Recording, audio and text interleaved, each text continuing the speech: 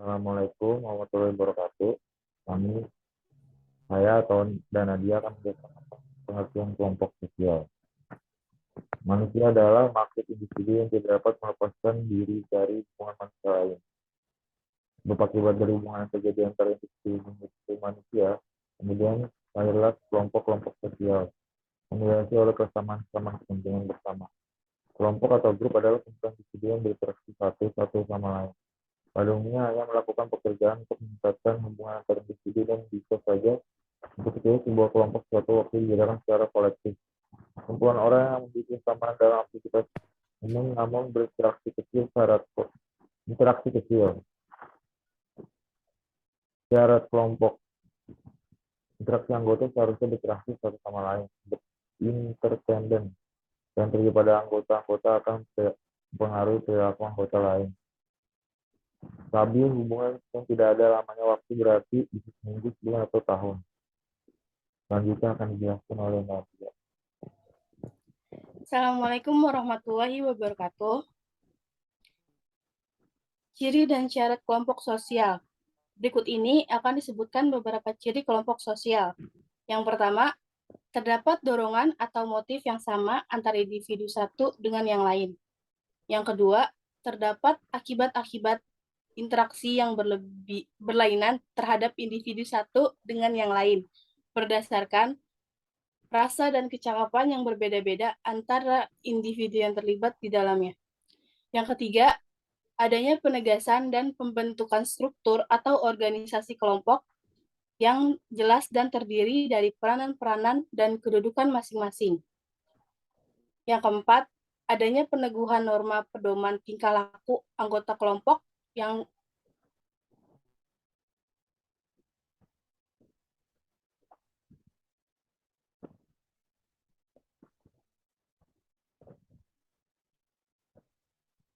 Berdasarkan interaksi sosial, agar ada pembagian tugas, struktur, dan norma yang ada, kelompok sosial dapat dibagi menjadi beberapa macam, antara lain kelompok primer.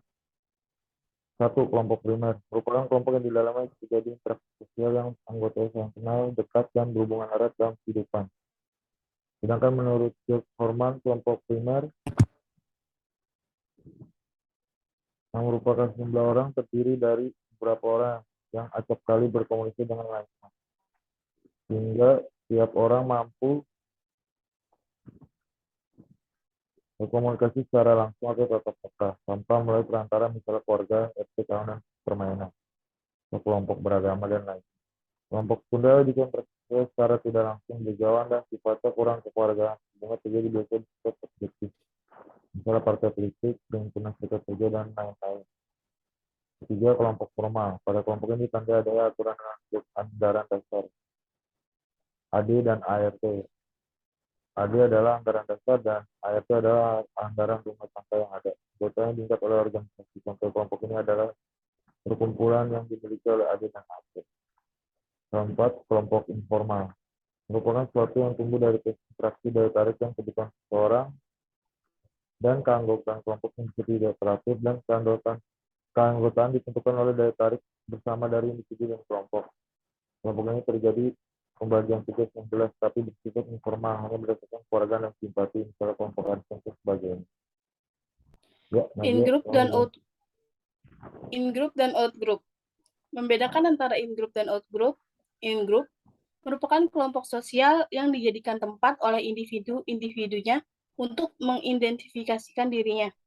Out-group merupakan kelompok sosial yang oleh individunya diartikan sebagai lawan in-group. Jelasnya, kelompok sosial di luar anggotanya disebut out-group. Contohnya, istilah kita atau kami menunjukkan adanya artikulasi in-group, sedangkan mereka berartikulasi out-group. Perasaan in-group atau out-group didasari dengan suatu sikap yang dinamakan etnosentris, yaitu adanya anggapan bahwa kebiasaan dalam kelompoknya merupakan yang terbaik dibandingkan dengan kelompok lainnya. Sikap in-group dan out-group dapat dilihat dari kelainan berwujud antagonisme atau antipati. Sikap in-group dan out-group merupakan dasar sikap etnosentrisme yang merupakan sikap bahwa setiap sesuatu yang merupakan produk kelompoknya dianggap paling baik dan benar. D. Kelompok primer dan kelompok sekunder. Charles Horton Cooley mengemukakan tentang kelompok primer atau primary group atau face-to-face group merupakan kelompok sosial yang paling sederhana di mana para anggota-anggotanya saling mengenal, di mana ada kerjasama yang erat. Contohnya, kelompok keluarga bermain, dan lain-lain. Kelompok sekunder atau secondary group ialah kelompok yang terdiri dari banyak orang. Bersama siapa hubungannya tidak perlu berdasarkan pengenalan secara pribadi, dan sifatnya tidak begitu langgeng. Contohnya, hubungan kontrak jual-beli. Selanjutnya akan Saya dibacakan oleh lanjutkan Kevin. dan saya lanjutkan. Formal group dan informal group dibedakan menjadi kelompok formal dan informal.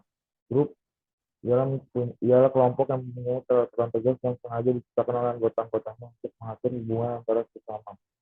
Contohnya organisasi. Informal group tidak mempunyai struktur organisasi tertentu atau yang pasti.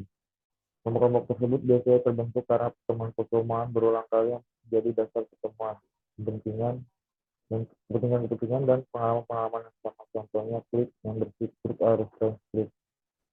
Membership itu merupakan salah satu kelompok di mana setiap orang secara fisik menjadi anggota kelompok tersebut.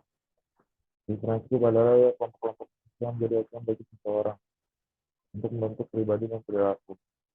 Dengan menyebutkan beberapa hasil karya Harold Haikali, dan Ralph Turner merupakan adanya dua tipe umum referensi. Grup yakni tipe normatif yang menentukan dasar-dasar bagi perilaku seseorang, dan tipe perbandingan yang merupakan pegangan bagian individu di dalam penilaian pribadi. Ya, selanjutnya akan dibacakan oleh Nadia. Keberatan Max Weber terhadap Marx tentang basis struktur dan sumber stratifikasi sosial bisa menjadi jembatan paling mudah memahami pengertian kekuasaan.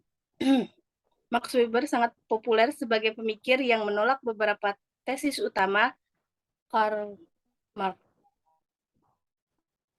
Meski Weber tidak mau mengakuinya, pemikiran-pemikirannya menunjukkan kecenderungan demikian.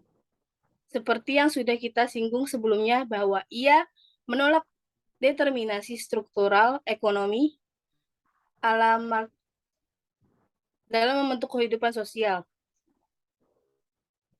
Otoritas tradisional memenang tradisional berdasarkan kepercayaan di antara anggota masyarakat bahwa tradisi lama serta pendidikan kekuasaan dan oleh tradisi itu adalah wajar dan patut dihormati. Otoritas karismatik memenang karismatik berdasarkan kepercayaan anggota masyarakat serta kekuatan mistik seorang pemimpin. Otoritas tradisional memenang otoritas nasional legal adalah memenang rasional legal yang berdasarkan kepercayaan pada tatanan hukum nasional dan melandasi kehidupan seorang pemimpin. Yang ditekankan bukan orang yang akan saja aturan berdasarkan tingkah lakunya. Demikian diskusi kami tentang kelompok dan organisasi.